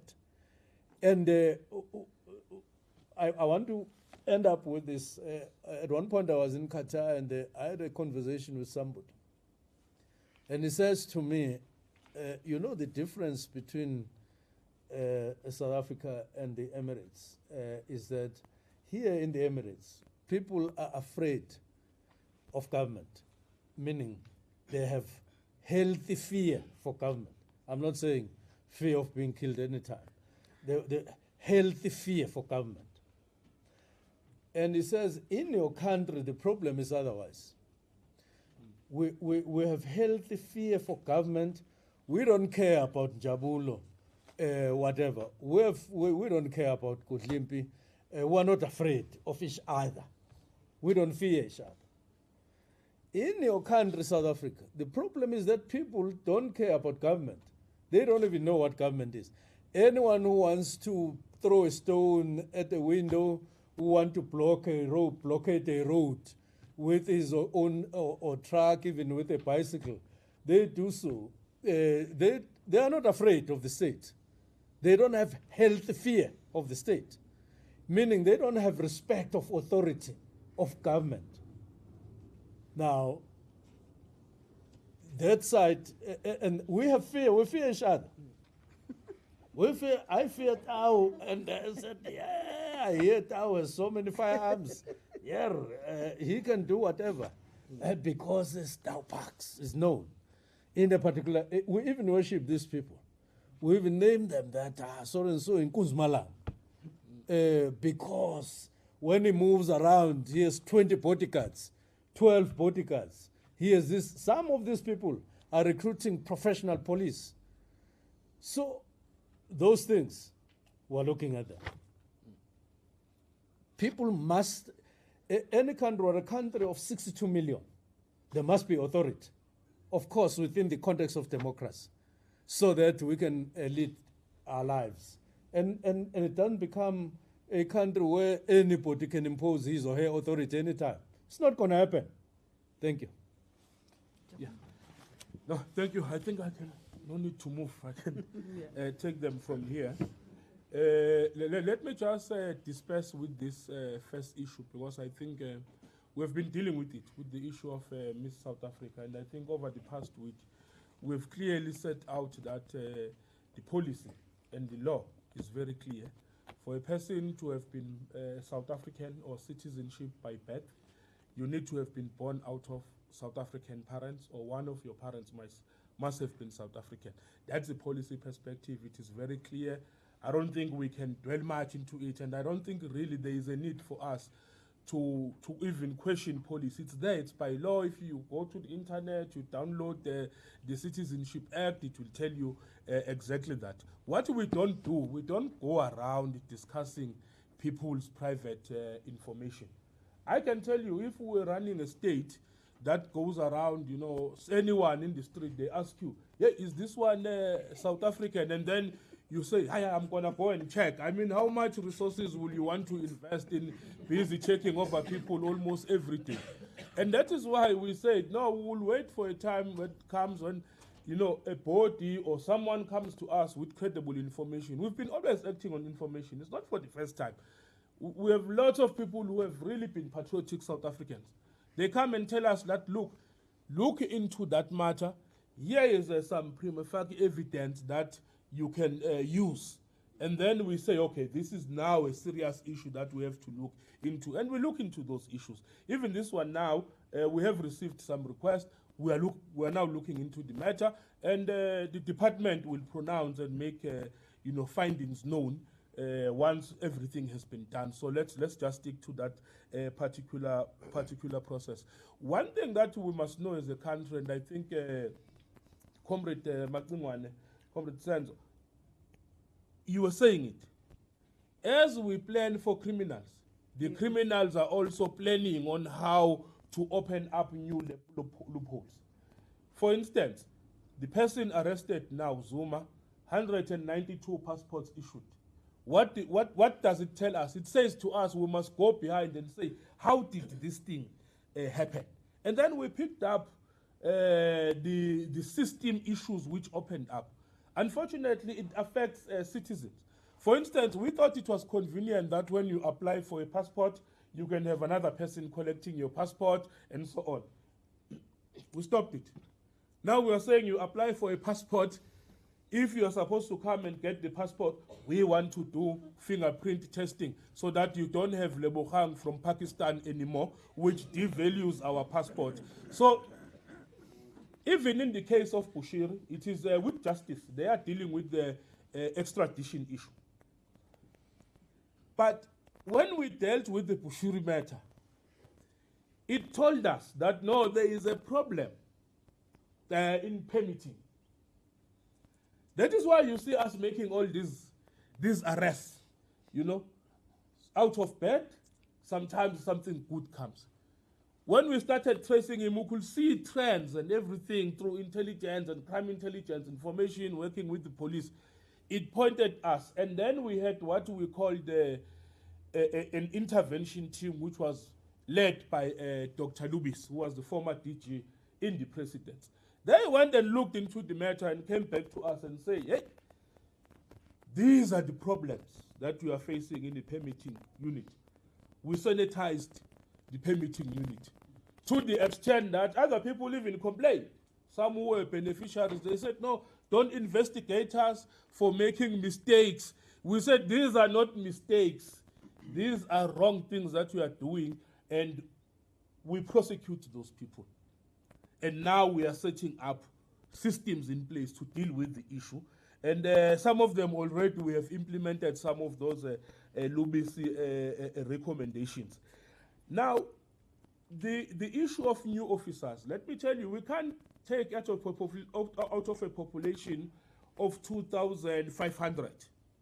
And then out of that population, 1 or 2 people do something wrong, we catch them, we deal with them. And then we say the whole block. When we were dispersing the 400 border guards, their own parents, because they were young people, they came there with their parents. Some of them have been out of a job for quite some time. Some of them are new entrants in the labor market. They are coming in as border guards. Their own parents are proud of them to say that my son is now a border guard. in Musina, and my son is responsible for making sure that all the right people enter the country. We went to Owar Tambo, met one young person, said to us, look, I'm working here, I'm very patriotic, I stand with the country.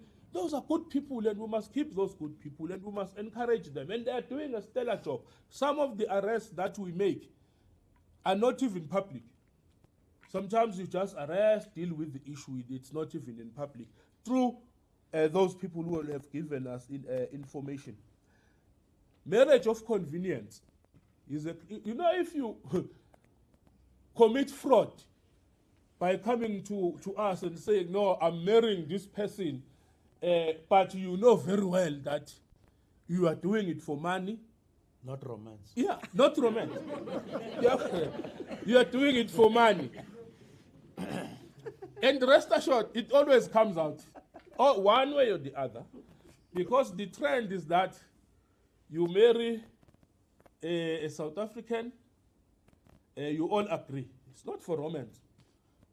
We enter, the government spends money sending investigators to come and check you that you are really romantically involved. We ask you questions. How long have you been staying with this person? And so on and so on and so on. We come to the conclusion. So you are part of the fraud. All along you are participating, misleading the state, giving it wrong information. Ultimately we say, okay, no, it's fine. They are married. By the way, if everyone was truthful and we did not have this fraud, other legitimate people will be having their marriages registered quite quickly, and they will get citizenship and so. But because of the fraud that people do, not marrying for romantic reasons or for love, but for money, it's a crime. You are committing a crime against the state. And the sad part is that immediately, once the marriage is finalized, a year later, because this person you are marrying to, he is probably already committed somewhere. That is where the true love is. They then divorce you, and then they go and get their true love to come into the country. Then you come running to us, you say, no, Home Affairs officials are corrupt. I got married in a very dubious man. We go to records, spokesperson. We find your fingerprints there on the day of marriage, that we captured your fingerprints. Then we ask, did someone cut off your hand to bring it here? Because we can still see your hand is still intact. Marriage is of convenience. There will be consequences with them. Not just those, even registering children wrongly and all those things. The issue of the border environment, when we deployed the cohort of the 400, the majority we deployed in Musina, which is a Beitbridge. 100 of them, out of the 400, we have about 71 ports of entry. So out of the 71, we take the 100, we send them to where? To Beitbridge, because we understand that Beitbridge is a sensitive. We know that in the borderline, our biggest problem is in the northern parts. Our borders with Mozambique, our borders with Zimbabwe, and that is why when we plan, we call them vulnerable segments. We plan according to that. So that is why we deploy. Even if we were to take another cohort, we'll then take it there. In terms of the infrastructure that we are building in through the public-private partnership of the 6 ports of entry, probably the biggest resources will be spent also in Beitbridge. So we are taking a conscious decision to focus there. But one of the things, because we're in an ANC Lekgotla, one of the things that comes out is the need to have a discussion with our neighbors on the laws that we have a problem with. We went to Lesotho at some point. Mozambique is also no exception, where a law of innocent buyer is implemented. By innocent buyer spokesperson, I mean this. A person steals a car in South Africa, drives it across the border, lands up in another country, someone else buys the car, it's with South African number plates, you have a person driving the car. We come and say, no, that is a GP car. We all know that it belongs to someone in South Africa. and we know that it was stolen. They say, no, we can't do anything because the person driving the car is able to produce some proof that they bought the car, therefore they are an innocent buyer. Those are some of the conversations we need to have with our neighbors so that we can be able, to derail people taking cars and all this transnational and illegal movement of goods. On the issue of the white paper, it was one of the most processed document by the African National Congress. And the ANC believes that the white paper will take us a step further in dealing with illegal immigration in the country. And the paper does not say, no, just leave the conventions, turn your back on them. All that white paper is saying, look, with the conventions that we signed up to, let us also get to make reservations like all other countries that made reservations. Because South Africa is the only country that did not make reservations. We were new in democracy. We thought the world was this, beautiful thing, that there is no criminals in the world. The problems are only in South Africa with apartheid government. We thought the world was a beautiful place. But we have learned through the years that no. Crime is there, syndicates are there, and everything else. Not everyone is honest. So we need to pursue the white paper. We are in the government of national unity, which is led by the president of the country and the president of the ANC. The white paper has went through cabinet. It was approved by cabinet. Must now be second and be made into a bill, which will then go through government processes. So let government processes ensue and deal with the matter, where cabinet will preside and various processes will unfold as we know the law. But the conception of the white paper started in the movement with the concern around issues of illegal immigration. Thank you. Thank you very much. I think on the question of the subcommittee of peace and stability, you'll realize that it includes almost all the security cluster in that, because as the ANC, we're working in an integrated manner to be able to fight with crime. Indeed, you are right. When we were campaigning, we went to our people and they raised the issue of crime very, very seriously. And we have had them, we've had them, and that's why we even have this Lekgotla. Even when we were having our NEC before the Lekgotla, we were picking up these areas that communities raise sharply. And we say, community can raise issue about crime, and then we started pointing fingers at each other. That is why in that subcommittee, you have the police, you have the home affairs, you have the defense, you have the justice, you have the intelligence, and everybody. So we have made recommendation. I think as we are sitting here, they're being tabled at the Lekgotla, so that they are formally adopted. And as the subcommittee, that's how we'll be able to assess our deployees to ensure that what we promise that we'll do. And I must say, given from the answers that you ask and the answers that were given by our deployees, you can see that we are ready. Even with local government, in our commission, they were complaining about those settlements where there are no streets, there are no lights. How do police then maneuver to get in when there's crime? So local government must then cut the environmental design. So local government must be able to come in and say, when they plan a settlement, they must make sure that we have the issues at hand. The other one that was also raised is that as you put a light is a deterrent, but also they are stolen, all over. Cables are stolen. So then we decided that maybe we need to look at where do these cables go to, so that we can deal with the source and be able to deal with this matter. So the issues that are set here are very, very urgent. We lost a little bit as the ANC. Now we must serve our people. They told us that what they want. We went to Hanover. There's a lot of gangs and everything. And the other issue, media, you must also assist us. When we do our work, as Comrade Senzo has said, give us space so that we are able to do the work. You will be also be victims, like my brother here has been a victim. You know? So you'll be coming to us. You also need protection. We should be able to protect you. I can assure you, as we are starting, for sure you are starting to see that we are serious about the matter. Every day, if you follow the crime or our website, or you will see that we are serious about crime. We're no longer even talking about crime. We are serious about it. So give us space so that we are able to fix what is wrong. We have had our people. We are ready, and we want the partnership. So the partnership also includes you.